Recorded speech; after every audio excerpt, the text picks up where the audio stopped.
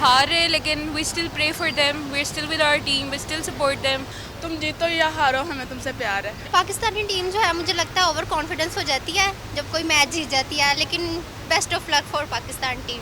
आप ना बस जीत लीजिएगा और कुछ नहीं चाहिए हमें आपसे। बांग्लादेश इतनी हेवी टीम नहीं है कि आप लोग ना खेल सकें, हमें उम्मीदें हैं कि पाकिस्तान जीतेगा आज। शायकीन क्रिकेट कौमी टीम की जीत के लिए पुरुमीद, कहते हैं पाकिस्तान के जीतने के चांसेस ज्यादा हैं। बैटिंग और बॉलिंग दोनों में ही जान लड़ानी होगी।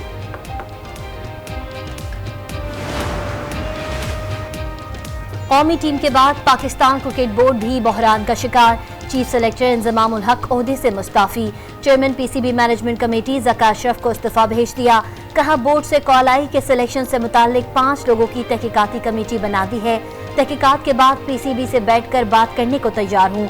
Chairman PCB management committee Zaka Ashraf ने कहा इंजमाम उल हक को वजाहत के लिए बुलाया था, अपने ऑफिस में नहीं था, इंजमाम से कैसे मिलता, हमेशा इंजमाम उल हक से मिलने के लिए दस्तयाब हूँ।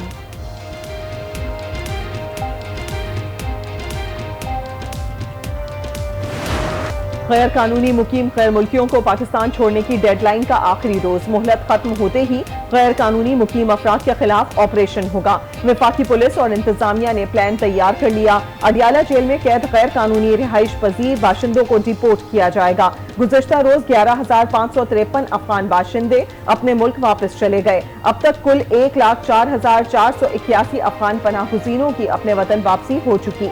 वतन वापस जाने वालों की पाकिस्तान की मेहमान नवाजी की तारीफ। कहा पाकिस्तान में बहुत अच्छा वक्त गुजारा, पाक फौज का रवैया भी हमारे साथ बहुत अच्छा है।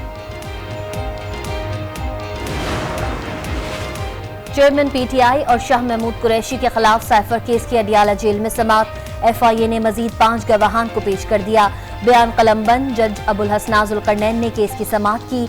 समाअत मंगल तक मुलतवी।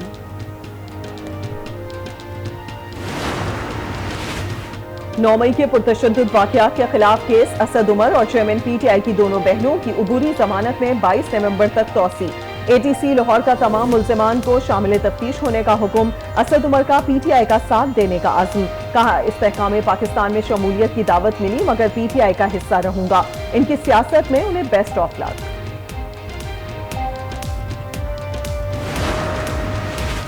तोशाखाना और 190 million pound scandal case. Bushra Bibi की जमानत में 15 नवंबर तक तौसी। नैब तफ्तीशी अफसर ने बयान एहतसाब अदालत इस्लामाबाद में जमा करवा दिया। कहा बुशरा बीबी की गिरफ्तारी मतलूब नहीं। सुप्रीम कोर्ट में नैब तरमीम फैसले के खिलाफ इंट्रा कोर्ट अपील पर समाअत। वफाकी हुकूमत ने पहली समाअत पर ही केस में इल्तिवा मांग लिया। दरख्वास्त दायर कर दी। कहा वफाकी हुकूमत के वकील मखदूम अली खान बैरून मुल्क है। समाअत 6 नवंबर तक मुलतवी की जाए। निगरान वफाकी वज़रा के खिलाफ केस। इलेक्शन कमीशन ने दलाइल मुकम्मल होने पर फैसला महफूज कर लिया। दरखास्त गुजार ने कहा वज़ीर आज़म भी सियासी वाबस्तगी रखते हैं। निगरान मुशीर अहाद चीमा गुज़श्ता हुकूमत में ओहदे पर थे। चीफ इलेक्शन कमिश्नर ने इस्तफसार किया आपके पास सियासी वाबस्तगी साबित करने के शवाहिद हैं। अगर कोई वजीर किसी सियासी जमात की साइड ले रहा है तब इलेक्शन कमीशन कार्रवाई कर सकता है।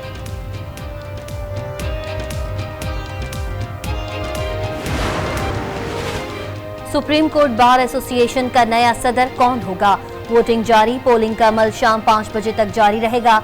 मुल्क भर से सुप्रीम कोर्ट बार के 3,756 अरकान राय हक दही इस्तेमाल करेंगे। इंडिपेंडेंट ग्रुप और प्रोफेशनल ग्रुप में कांटे का मुकाबला मुतवक्के। इजरायली मजालिम में तेजी निहत्ते फलस्तीनियों की नस्लकुशी ना रुक सकी। गजा में तुर्क फ्रेंडशिप अस्पताल के करीब और दीगर इलाकों में बमबारी। मजीद 400 फलस्तीनी शहीद फलस्तीनियों की तादाद 8,400 से भी जायद हो गई। अक़वाम मुत्तहिदा के इदारे यूनिसेफ के मुताबिक रोजाना की बुनियाद पर गजा में 420 बच्चे शहीद या जख्मी हो रहे हैं। सहूनी फौज का रफा के मगरबी हिस्सों में शदीद हमला। काबिज फोर्सेज ने नाबलस के खुसूसी अस्पताल पर भी धावा बोला। अस्पतालों में जाने वाले रास्ते तबाह। जख्मियों और मरीजों को पहुंचाने में शदीद मुश्किलात। इसराइल का हमास नेवल फोर्स के सरबराह समेत 4 सीनियर कमांडर्स को शहीद करने का दावा। हमास ने कैद में मौजूद इसराइली खातून और 2 लड़कियों की वीडियो जारी कर दी। इसराइली वजीर आजम पर कड़ी तनकीद। कहा इसराइल इस वक्त नेतन्याहू की गलत सियासी और फौजी पॉलिसीज की कीमत चुका रहा है।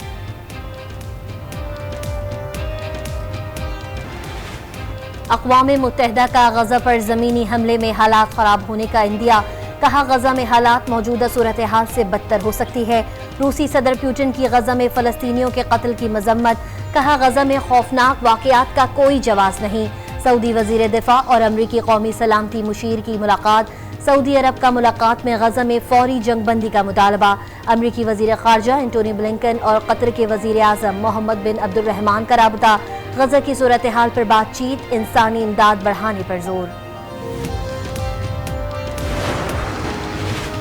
मगरबी किनारे में यहूदी आबादकार भी फ़लस्तीनियों के कत्ले आम में मुलव्वस। अक़वाम मुत्तहिदा के इदारा बराए कोऑर्डिनेशन ऑफ ह्यूमैनिटेरियन अफेयर्स के मुताबिक मगरबी किनारे में 33 बच्चों समेत 121 फ़लस्तीनी शहीद हो चुके।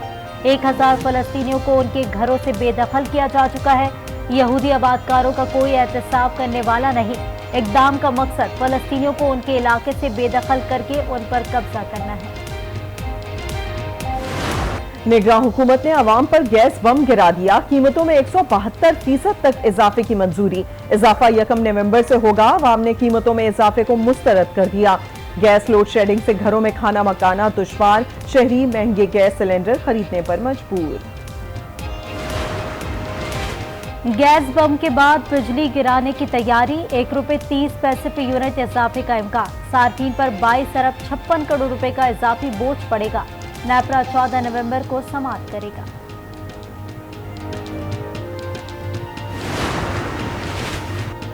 पेट्रोलियम मसनूआत पर बड़ा रिलीफ मिलने के इम्कानात कम, कीमतों में मामूली कमी या बरकरार रखने का इम्कान। निगरान वज़ीर आज़म की मुशावरत के बाद वज़ारत ख़ज़ाना आज कीमतों का तयन करेगी। सिंध काबीना का इजलास आज होगा। गंदुम इजरा पॉलिसी की मंजूरी दी जाएगी। गंदुम की कीमत का तयन भी मुतवक्के, फी मन कीमत 4000 से 4200 रखने की तजवीज़।